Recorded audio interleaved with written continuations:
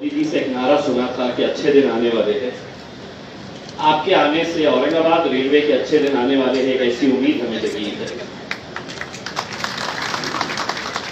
एक बात ये भी कहना चाहते हैं कि बहुत देर से दर पे आंख लगी थी, हुजूर आते आते बहुत देर कर दी।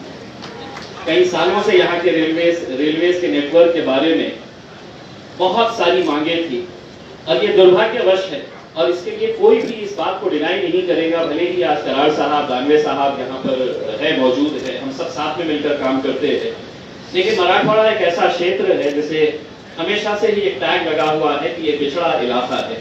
लेकिन अगर आप शक्ति देखेंगे, अगर आप एक इंडस्ट्रियल एरिया का पोटेंशियल अगर यहाँ पर देखेंगे, टूरिज्म के मामले में वैष्णव साहब पूरी दुनिया के अंदर 2 वर्ल्ड हेरिटेज मॉन्यूमेंट्स अगर कहीं पर है तो वो हमारे इस इलाके के अंदर है, अजंता और एलोरा।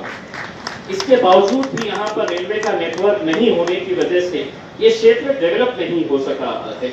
आज हम एयर कनेक्टिविटी, मुझे इस बात का यकीन है और पूरा देश के जानता है कि पंतप्रधान जी ने जब अपने पोर्टफोलियो को बांटा तो सबसे होशियार जो मंत्री थे उनको 3 इंपॉर्टेंट पोर्टफोलियोज दिए हैं। उसमें एक मंत्री आप है जिसको आईटी का भी दिया गया, कम्युनिकेशन का भी दिया गया और रेलवे का भी दिया गया है। हम आपके जरिए हमारे दोनों क्षेत्रों को हम डेवलप करना चाहते हैं। एक तो रेलवे का नेटवर्क यहाँ से डेवलप करना चाहते हैं और दूसरा उसी रेलवे के जरिए हम आईटी क्षेत्र को यहाँ पर बढ़ावा देना चाहते हैं। पुणे और मुंबई से आप देखेंगे तो कई सारी ऐसी ट्रेन है जो 2.5 घंटे के अंदर, अगर वही औरंगाबाद और पुणे जैसे शहर को अगर हम जोड़ते हैं, उत्तर भारत के साथ अगर जोड़ते हैं, तो इसका फायदा जो है वो कितने ऐसे टूरिज्म सेक्टर के ऊपर भी पड़ सकता है। टूरिस्ट आएंगे तो हमारा शहर ग्रो करेगा, इंडस्ट्री आएगी तो शहर ग्रो करेगा। तो उम्मीदें आपसे बहुत सारी है।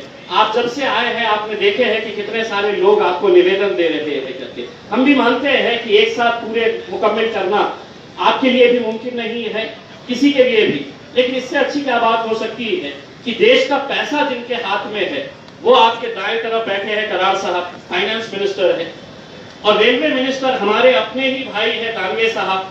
तो अगर दोनों ने अगर आपके पीछे लगे और पूरी ताकत हम सब मिलकर लगाएंगे, राजनीतिक अपनी अपने पार्टियों के तरफ से होंगे, हम अलग अलग राजनीतिक क्षेत्रों से होंगे, लेकिन औरंगाबाद और मराठवाड़ा के विकास के लिए हम पूरी ताकत के साथ, हम दानवे साहब के पीछे भी खड़े हैं, हम करार साहब के पीछे भी खड़े हैं और आपसे उम्मीद लगाए के बैठे हैं वैष्णव साहब कि आप हमारी मांगे पूरी करेंगे। हम आपसे रिक्वेस्ट करते हैं, एक बात जो हम बार बार देखने को मिलती है, जो सुनने को मिलती है हमें, कि रेट ऑफ रिटर्न नहीं आ रहा है। यहाँ का जो रिटर्न आना चाहिए आप सर्वे करवा देते हैं और ये हमको एक लाइन की रिपोर्ट आ जाती है कि इस क्षेत्र के अंदर हमको प्रॉफिट नहीं मिलेगा, हमको रेट ऑफ रिटर्न नहीं मिलेगा।